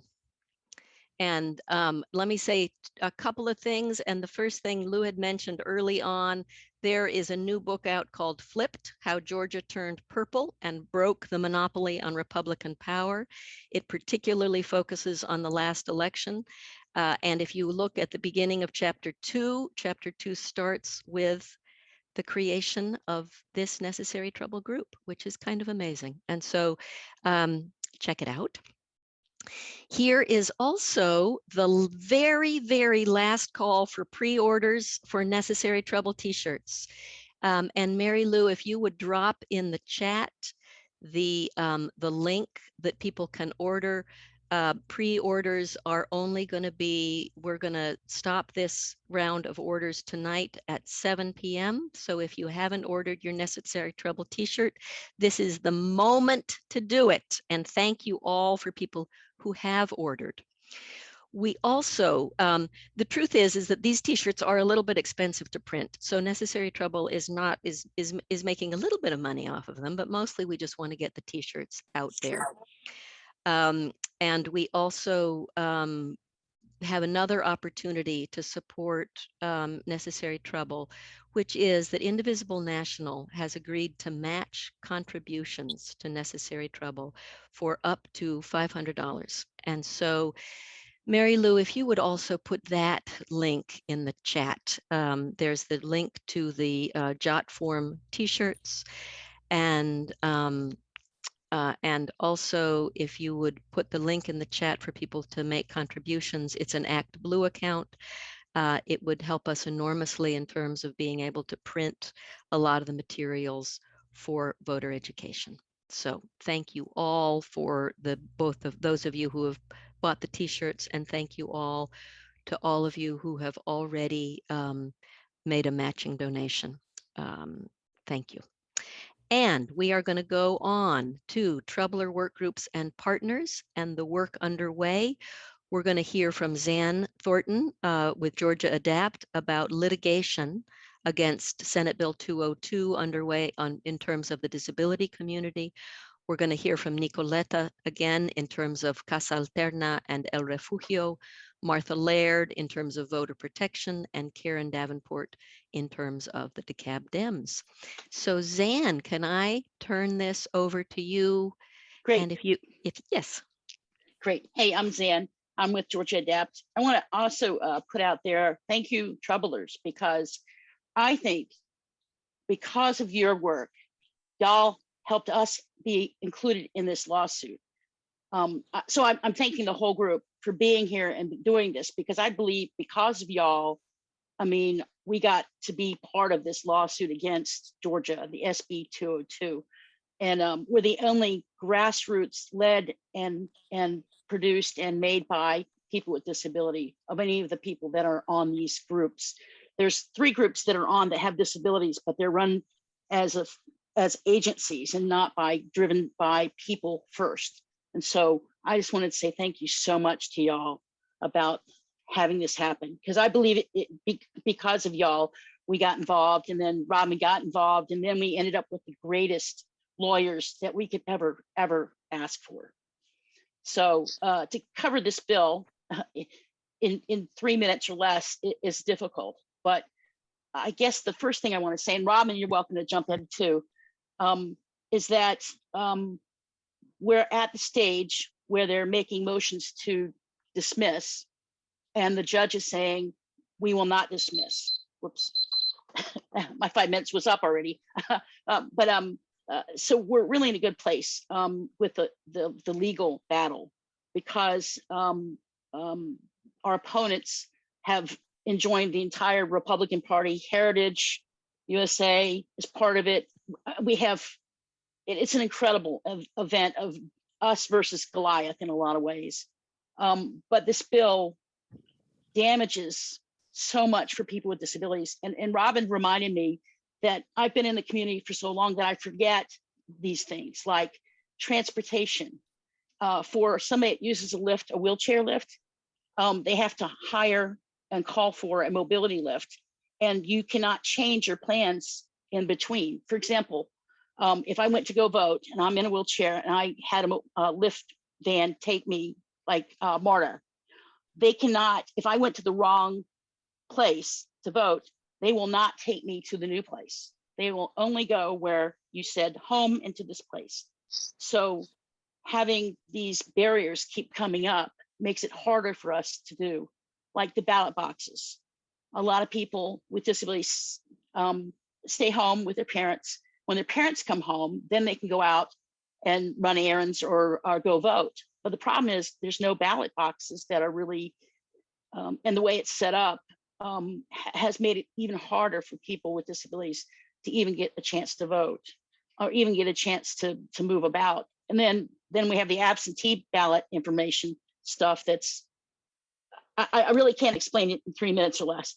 But the point is that disabled people are severely impacted by this, and that it's going to take a bigger effort than we did on the runoff. The runoff, we had 500 rides for people with disabilities. 40 were with people that were deaf and hard of hearing.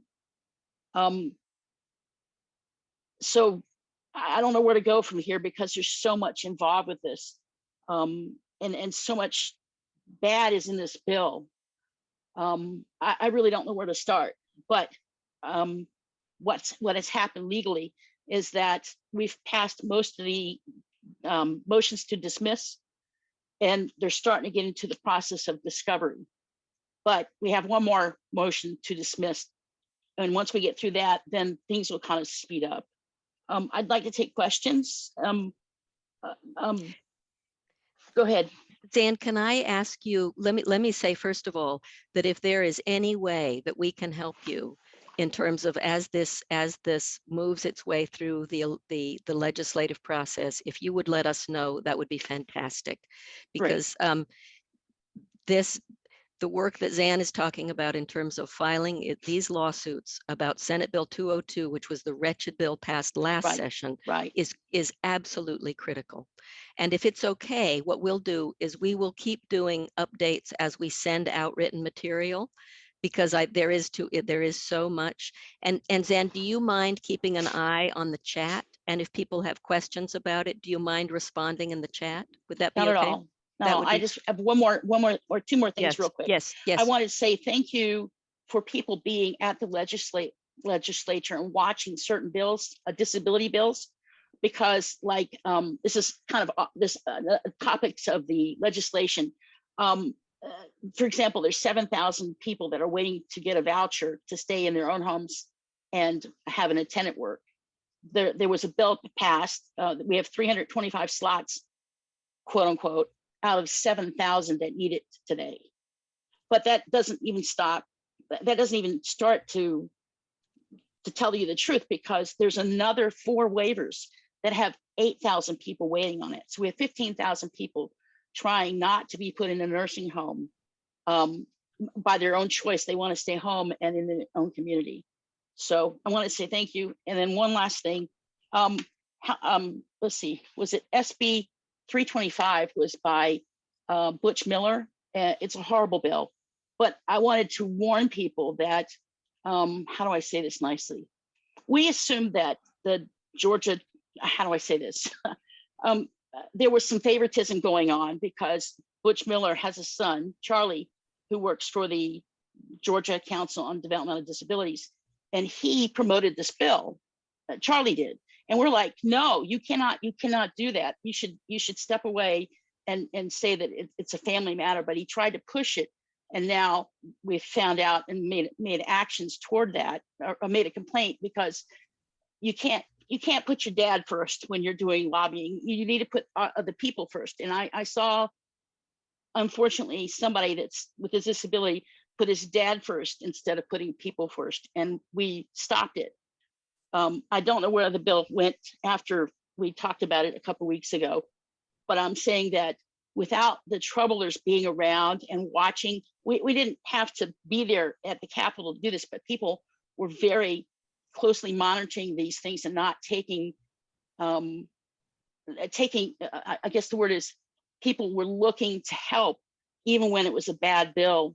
People helped to fight against the bill, even though the Georgia Council on Developmental Disabilities was supporting the bill.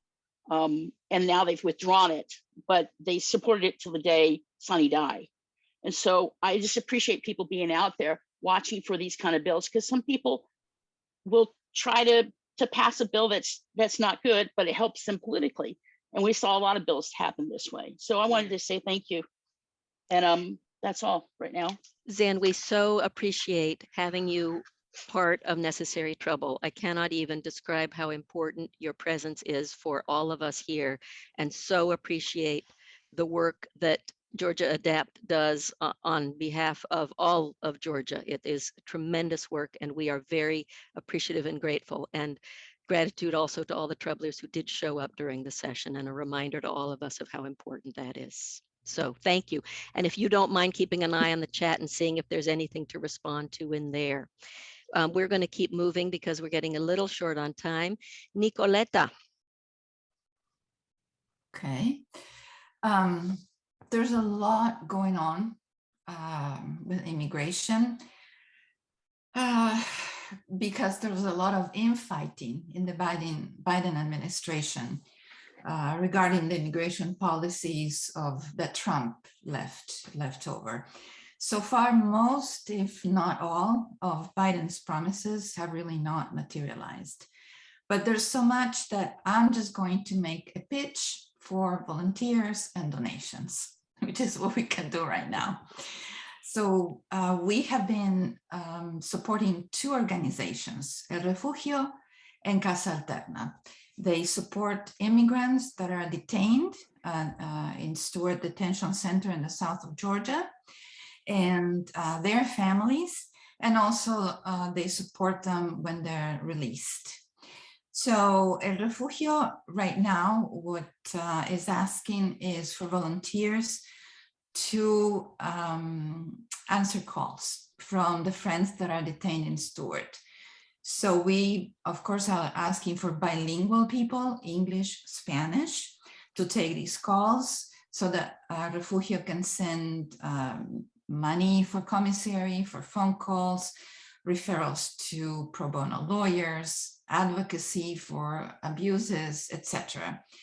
I myself, I'm a volunteer, helpline volunteer, so I will put later my contact, and if you want to do it, or if you're interested to know more, just feel free to contact me and I'll tell you about it. El Refugio works in collaboration with Casa Alterna. Casa Alterna has volunteers go to the airport where the released people are taken by ICE. They help them navigate the airport, buy a ticket for a flight when they have to go to different places in the States to join family or friends, offer a phone so that they can call their loved ones, offer snacks, etc. So I could say more, but I'm going to let Anton Flores explain what they do in a lovely video. Actually, it's part of the video. Big kudos to all the volunteers, Necessary Trouble volunteers that already work with this organization, and we will see one in this video. So, and I'm about to try to pull it up. It is a 2-minute video here. So let me just give me a minute.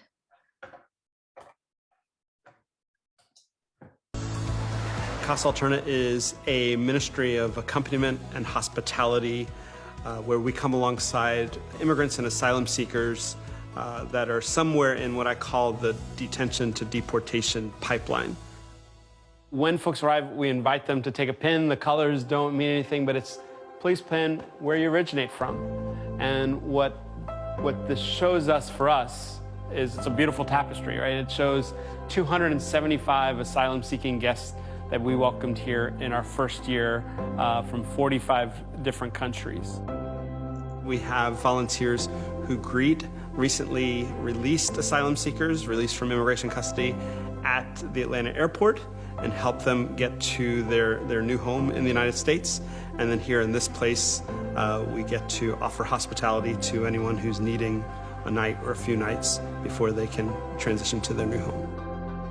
By using this simple space in simple ways, with cots, we have a shower, we have bathrooms, everything that would be needed to make a space of welcome. And so when our guests do arrive, we do the best that we can, again, to just set this up in such a way that they can feel as though they are receiving sanctuary in the fullness of that word. Awakening the possibility, I believe, is first when you first take the risk and say, I'm going to, in as faithful and as in small a way as I can, try to embody what our name means, an alternative. And as I embody it in as small and as faithful and as loving a way I can, then I can invite, then I can communicate it and invite others into it. And then hopefully we'd start to see the multiplication of awakening what is possible.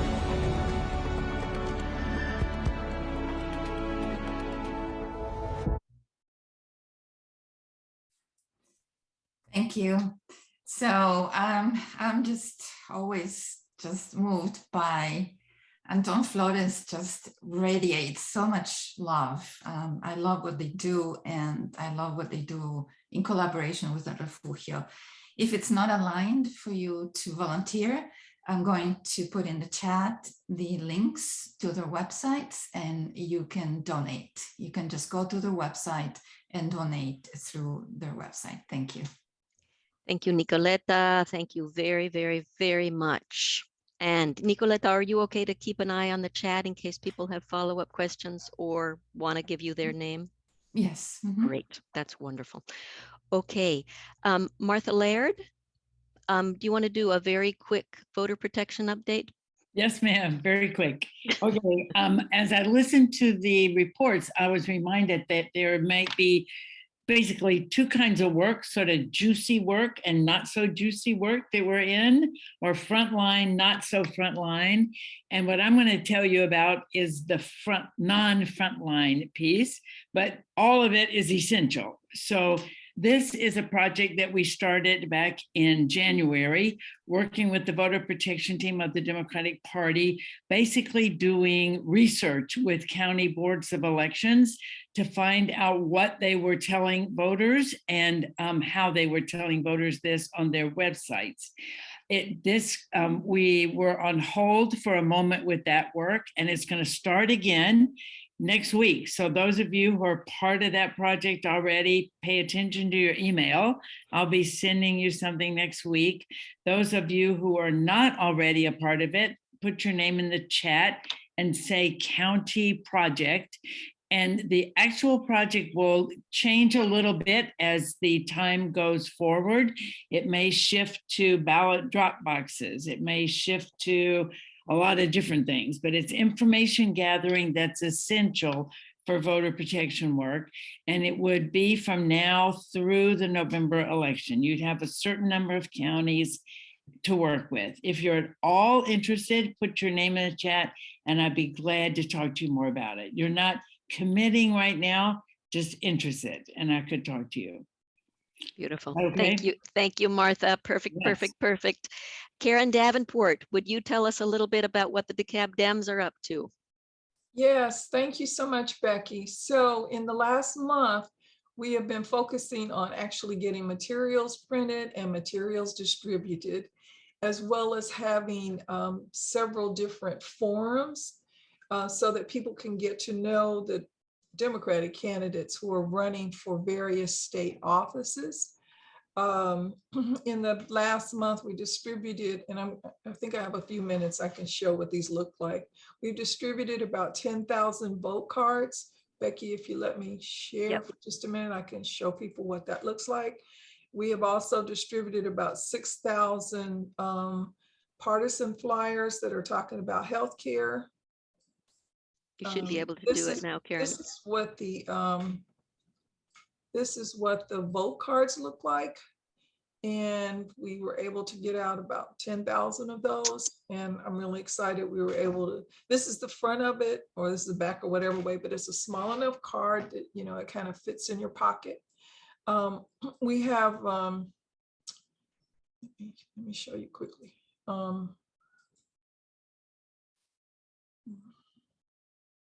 We have, oh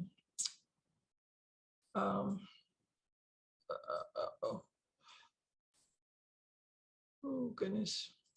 We have these partisan flyers, which I think you can see now.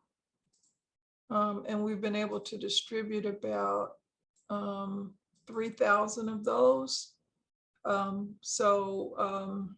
This is kind of on the one side of it. And then on the back, there's another thing that kind of emphasizes why you want to vote. And we also have had several different forums. I'm going to put in the chat where people can sign up for these forums. Let me share what this looks like. Can you see the forum information? You can't see that one, Karen. Okay, so let me try that again.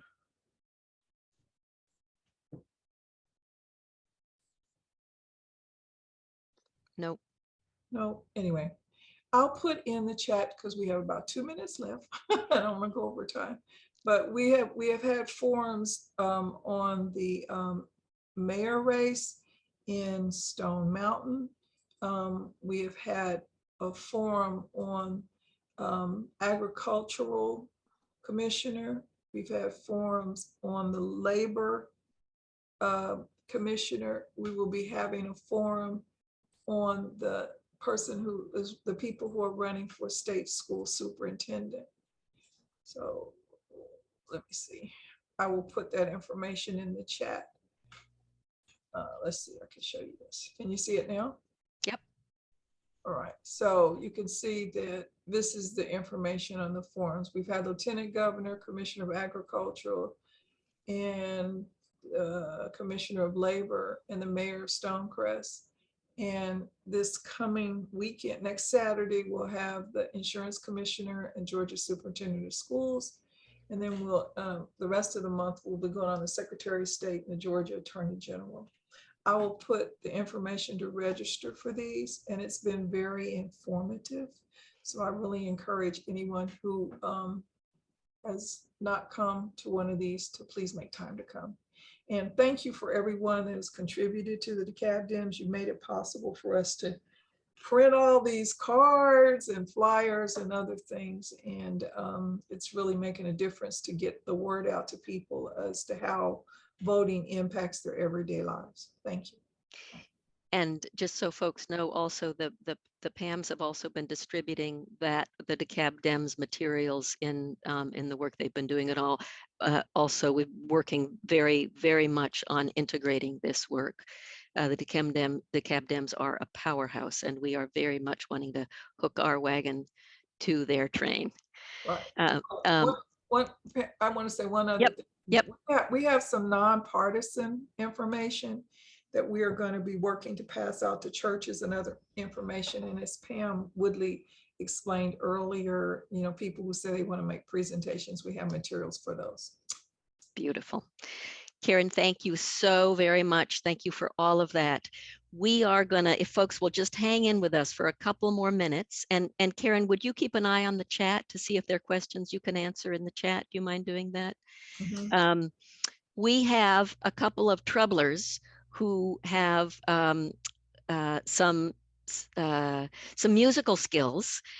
Gretchen Ferber and Walter White used to live in Seattle and were part of the old time music community in Seattle, and happened to also be friends of my sisters.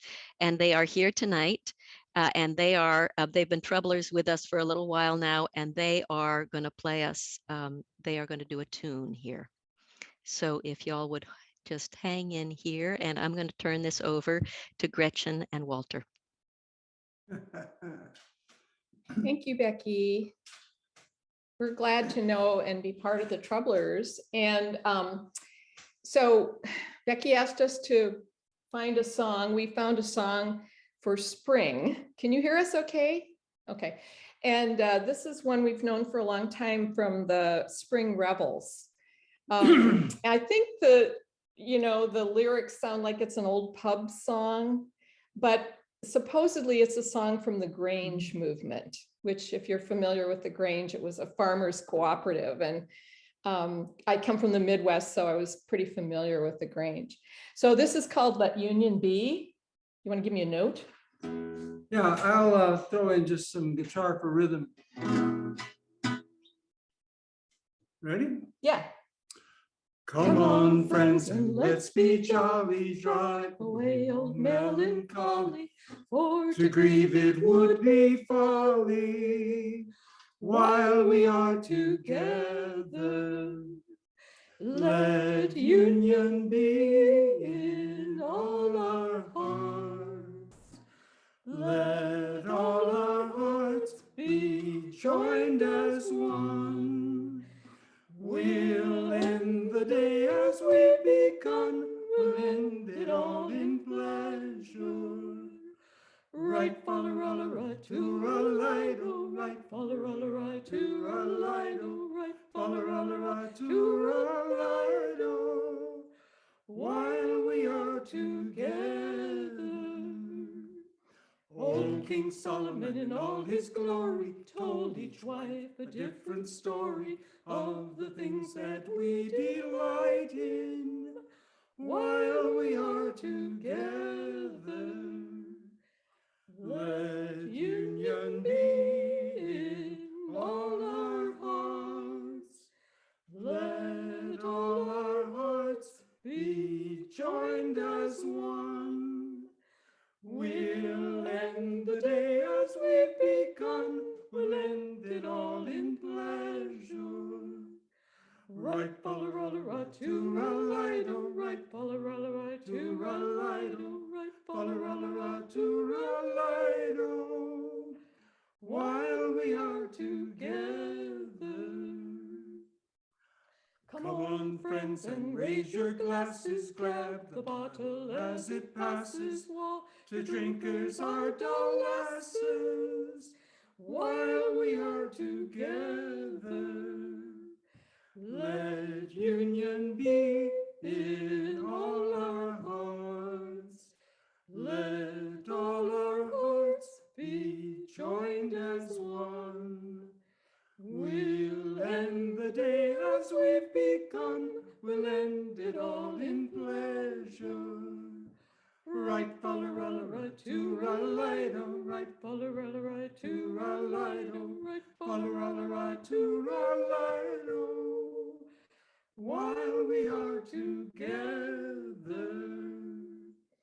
Courting and dancing are quite charming, piping and drinking, there's no harm in all the things we take delight in when we are together. Let union be in all our hearts. Let all our hearts be joined as one. We'll end the day as we've begun. We'll end it all in pleasure. Right, fa-la-ra-la-ra, to-ra-la-li-do, right, fa-la-ra-la-ra, to-ra-la-li-do, right, fa-la-ra-la-ra, to-ra-la-li-do, while we are together.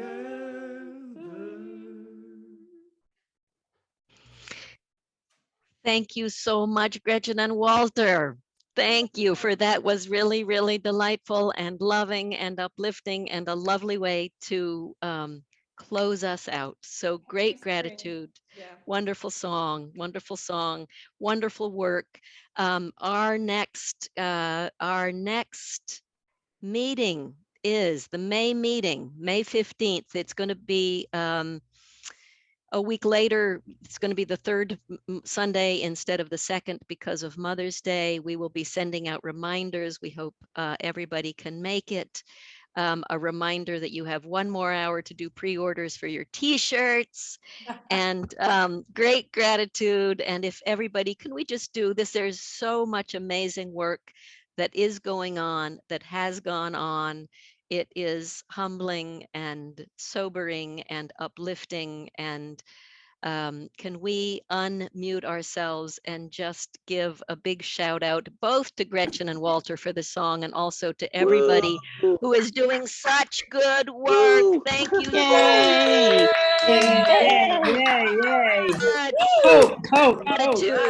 Gratitude for everybody. Let union be among us, right? And what a big week, and what a wonderful way to celebrate the end of an extraordinary week in our collective history.